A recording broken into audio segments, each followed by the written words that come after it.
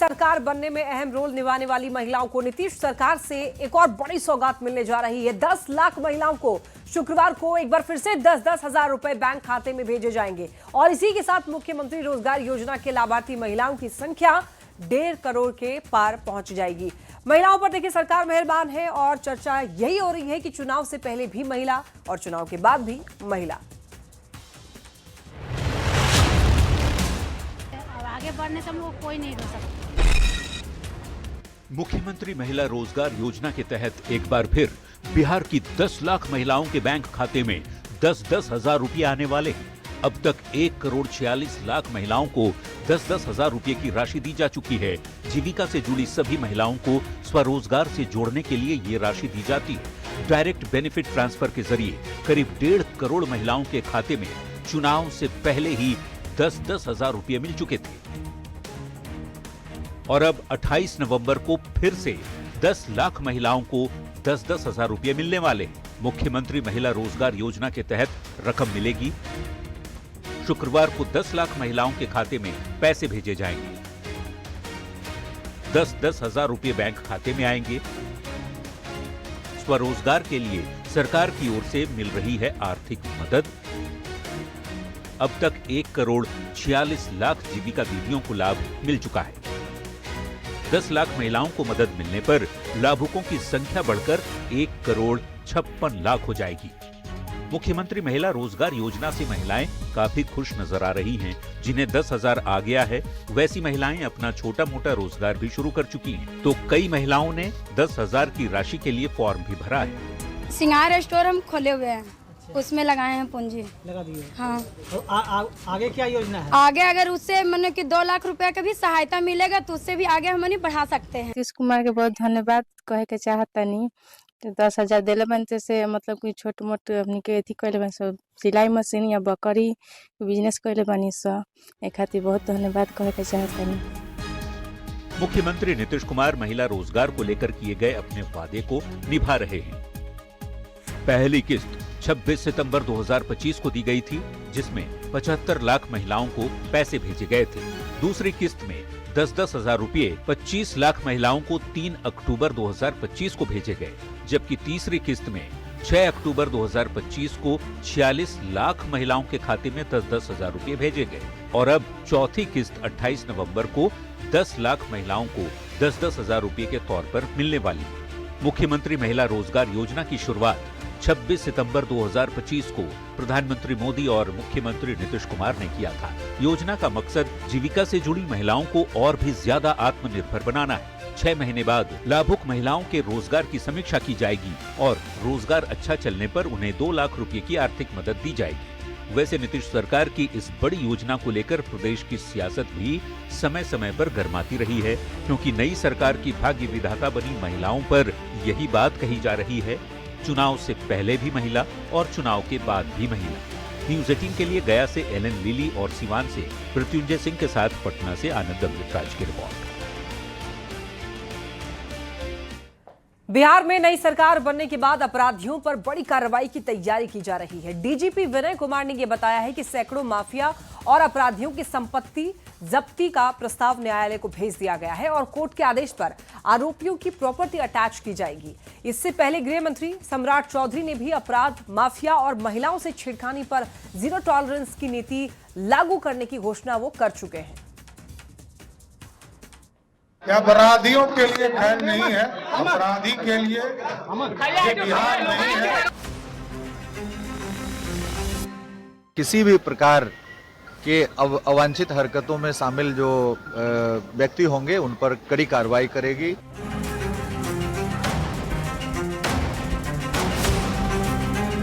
बिहार में अब अपराधियों का खात्मा तय है। नई सरकार में पुलिस ऐसे अपराधियों और माफिया पर नकेल कसने के लिए लगातार बड़े कदम उठा रही है। डीजीपी विनय कुमार ने कहा है कि 1208 भू माफिया, बालू माफिया, शराब माफिया, रंगदारी, हत्या और लूट में शामिल अपराधियों की पूरी लिस्ट तैयार कर ली गई है। संपत्ति जब्त करने के लिए पुलिस ने कोर्ट से आदेश मांगा है। अदालत का आदेश मिलते ही अपराधियों के खिलाफ एक्शन शुरू हो जाएगा।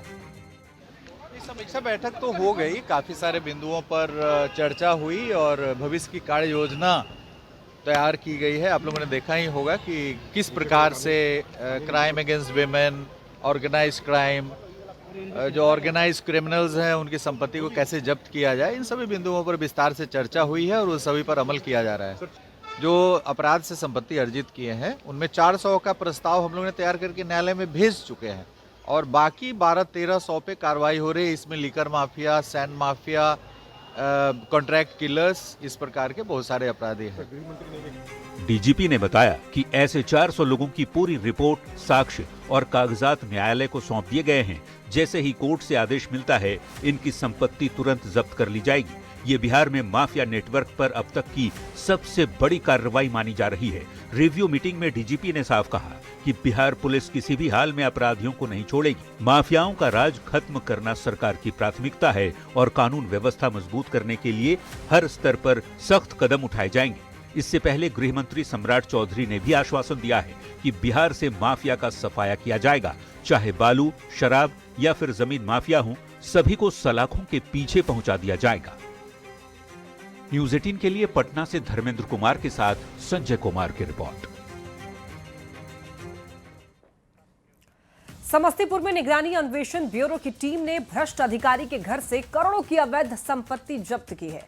रोसड़ा नगर परिषद के कार्यपालक उपेंद्र नाथ वर्मा के पटना और समस्तीपुर के ठिकानों पर हुई छापेमारी में आय से 86% से भी ज्यादा की अवैध संपत्ति का खुलासा हुआ है।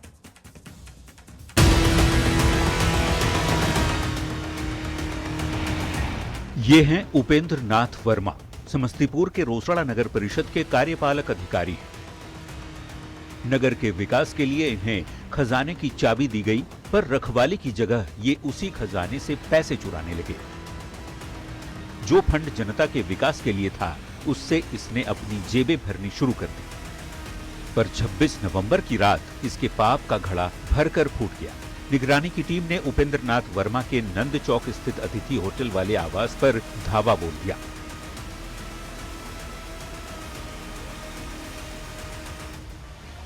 समस्तीपुर के बाद टीम ने उपेंद्र नाथ वर्मा के पटना आवास पर भी छापेमारी की, जिसमें काली कमाई की गाढ़ी रकम का खुलासा हुआ। उपेंद्र नाथ वर्मा पर आय से 86.3% अधिक संपत्ति अर्जित करने का आरोप है। 1 करोड़ 16 लाख से ज्यादा की अवैध संपत्ति अर्जित करने का आरोप है। समस्तीपुर से 1 करोड़ 75 लाख से ज्यादा की संपत्ति जब्त की गई। पटना के आवास से 10 लाख रुपए नकद भी बरामद किए गए। 27 लाख के आभूषण और जमीन के 11 डीड भी मिले। रोसड़ा आवास के पासबुक में 40 लाख रुपए की धनराशि भी मिली है। एफआईआर में हमको पता चला था कि उन्होंने 11 जमीनों की खरीद की है, लेकिन जब उनके घर की तलाशी ली गई तो कागजातों में 3 और जमीनें पता चल गई, जो हमारी एफआईआर तक हमारी गोपनीय जांच में नहीं पता थी। निगरानी विभाग के डीजी जीएस गंगवार ने बताया कि आय से ज्यादा संपत्ति की शिकायत के बाद निगरानी थाने में मामला दर्ज किया गया था। इसी शिकायत के आधार पर विभाग ने छापेमारी की। फिलहाल जब्त संपत्ति के मूल्यांकन के साथ ही आगे की जांच की कार्रवाई की जा रही है। बिहार में जाहिर सी बात है, एक्शन अगेंस्ट करप्शन नीतीश सरकार की पॉलिसी रही है। ये जीरो टॉलरेंस रही है सरकार की पॉलिसी, और इसको लेकर जो कार्रवाई हो रही है उससे घूसखोर सरकारी अफसरों में हड़कंप मचा हुआ है।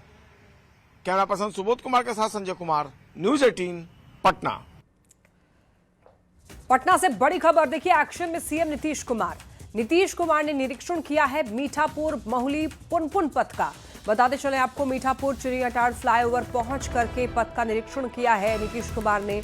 वहीं सर्विस पथ का भी सीएम ने जायजा लिया है। तो आपको बताते चलें कि 10वीं बार मुख्यमंत्री पद का शपथ लेने के बाद नीतीश कुमार काफी ज्यादा एक्टिव दिख रहे हैं और आपको बताते चलें कि लगातार कार्रवाई करने के निर्देश भी दिए जा रहे हैं और जो जो काम अधूरे रह गए हैं उनको तुरंत पूरा करने के निर्देश दिए जा रहे हैं। साथ ही साथ आपको ये बताते चलें, जो नए काम होने हैं वो रणनीति उसकी बनाई जा रही है कि किस तरीके से उन सारे काम को भी कंप्लीट किया जाए। तो ये चिड़ियाटाड़ फ्लाईओवर रोड का जायजा लेते हुए नीतीश कुमार दिखाई दे रहे हैं। सर्विस पथ का भी सीएम ने निरीक्षण किया है।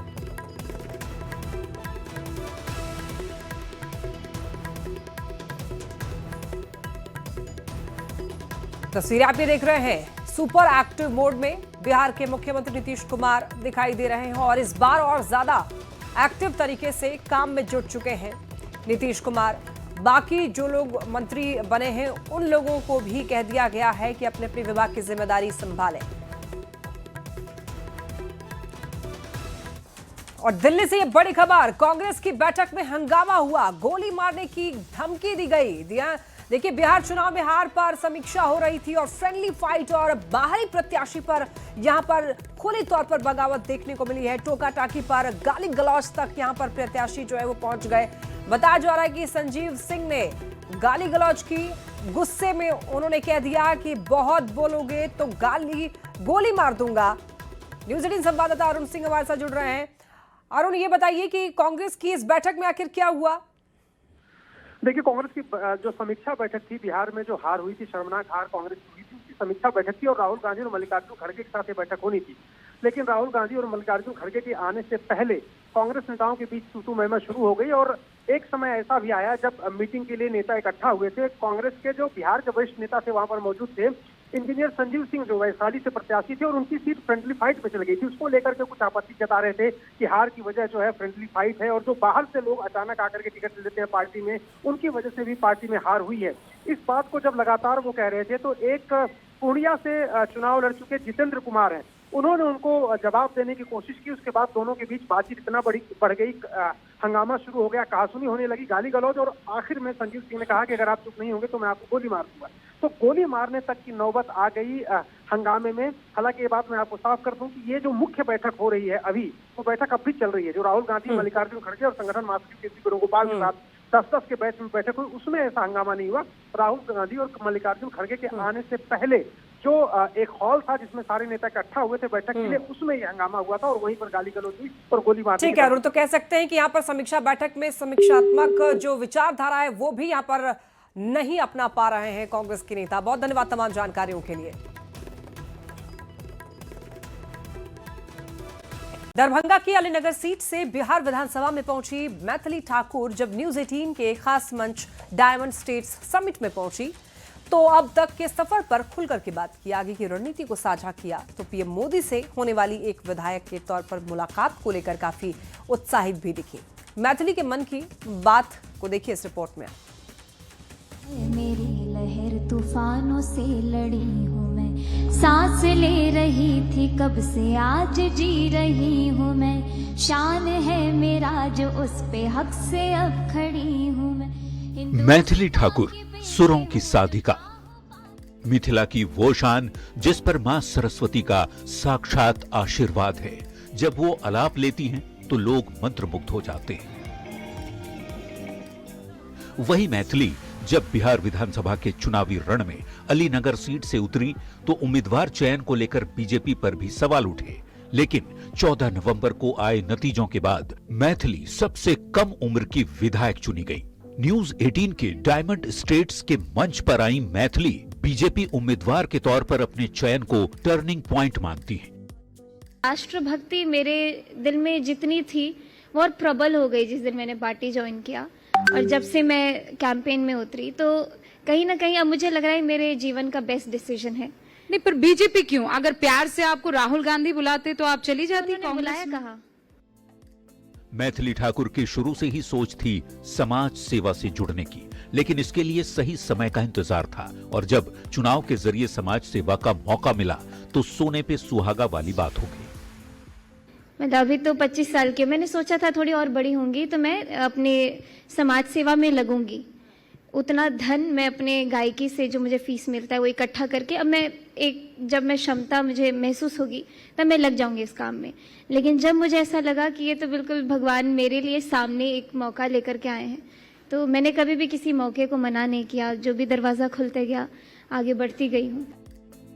राजनीति में जाने से मैथिली को शुरू में रोका गया, लेकिन जनसेवा की भावना इतनी प्रबल थी कि विरोध के सुर कुंद पड़ गए। मैथिली साफ स्वीकार करती हैं कि वो धीरे धीरे सीख रही हैं और विश्वास जता रही हैं कि गलतियों से सीखकर वे खुद को साबित बेहतर करके दिखाएंगी। लोगों लोगों ने मुझे, जो मेरे प्रशंसक हैं, उन्होंने मुझे सजेस्ट किया कि पॉलिटिक्स में मत जाओ। लेकिन यही परसेप्शन जब मैं लोगों के बीच में गई, मुझे तो जन सेवा करने से मतलब है, लोगों के लिए काम करने से मतलब है। वो लोग इतने स्वीट है, इतने प्यारे हैं, भगवान में बहुत ज़्यादा आस्था है और मुझे मालूम है मुझसे कोई गलत काम तो नहीं कराएंगे। मिस्टेक से मैंने थोड़ा थोड़ा सीखा है 1.5 महीने में। कुछ गलतियाँ हुई होंगी, बोलने चालने में बहुत परिपक्व नहीं रही हूँ, लेकिन धीरे धीरे मैं सीखते जा रही हूँ। मुझे विश्वास है कि मैं बहुत अच्छे से खुद को साबित करूंगी। मैथिली को अब इंतजार है प्रधानमंत्री नरेंद्र मोदी से मुलाकात का।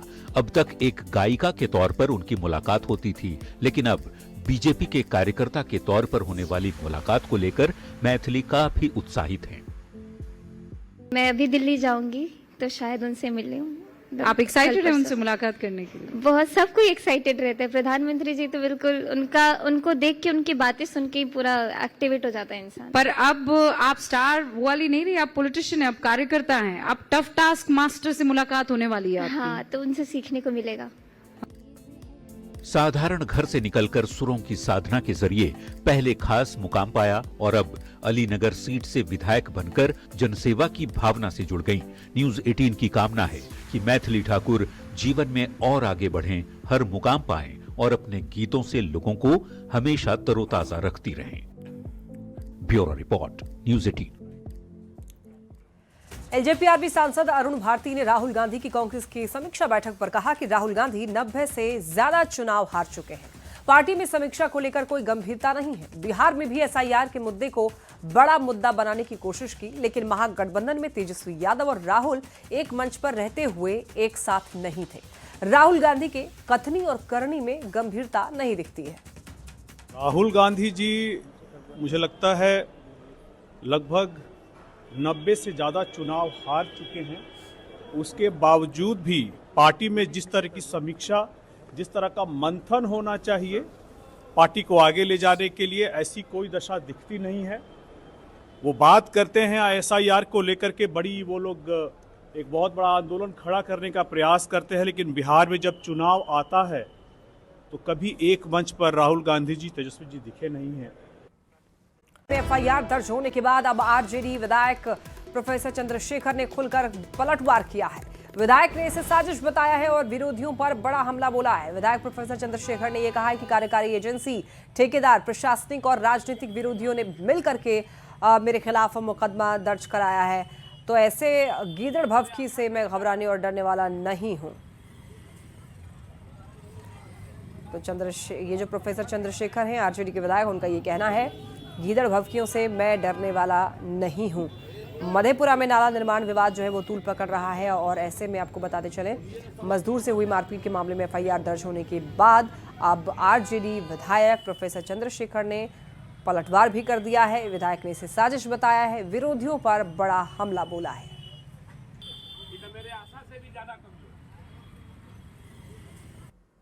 और तब आनन फानन में आपके विधायक चंद्रशेखर मेरे ऊपर मुकदमा कराया गया है। ये एजेंसी, कार्यकारी एजेंसी, ठेकेदार, प्रशासनिक अधिकारी और राजनीतिक विरोधियों के बीच ये जो खेल चल रहा है, तो ऐसे गिदड़ भभकी से संघर्ष में पैदा होने वाला शेखर घबराने वाला नहीं है। खबर दानापुर से। दानापुर के लखनी बिघा में गुरुवार को एक युवक ने विद्यालय के शिक्षकों के साथ मारपीट की। जानकारी के अनुसार युवक के खेत में बच्चे जो हैं दरअसल यहाँ पर खेत में खेल रहे थे, जिसे लेकर कि विवाद इतना ज्यादा बढ़ गया कि मनोज सिंह का पुत्र यहाँ पर लड्डू कुमार ने विद्यालय में घुसकर शिक्षकों पर हमला कर दिया और प्रधानाचार्य और खेल शिक्षक से मारपीट भी की। इस घटना का वीडियो भी सामने आया है। मामले की सूचना पर पुलिस पहुंचती है और पुलिस ने अब जांच शुरू कर दी है इस मामले में।